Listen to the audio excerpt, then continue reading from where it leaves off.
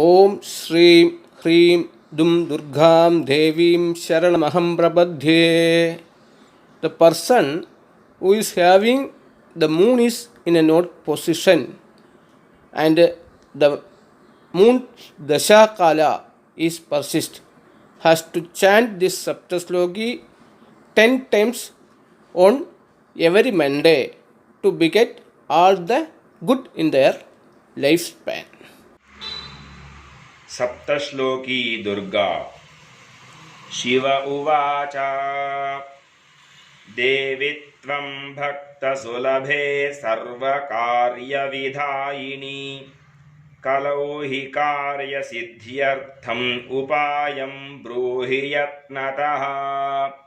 देव्युवाच शृणुदेव प्रवक्ष्यामि कलौ सर्वेष्टसाधनम् मया तवैव स्नेहेन अम्बास्तुतिः प्रकाश्यते.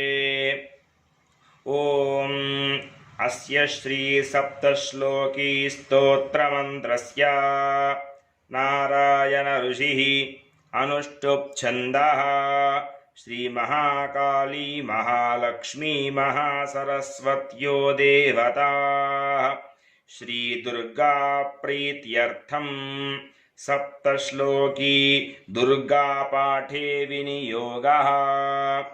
ॐ ज्ञानिनामपि चेतांसि देवी भगवती हि सा बलादाकृष्य मोहाय महामाया प्रयच्छति. ॐ दुर्गे स्मृता हरसि भीतिमशेषजन्तोः स्वस्थै स्मृता मतिमतीव शुभां ददासि.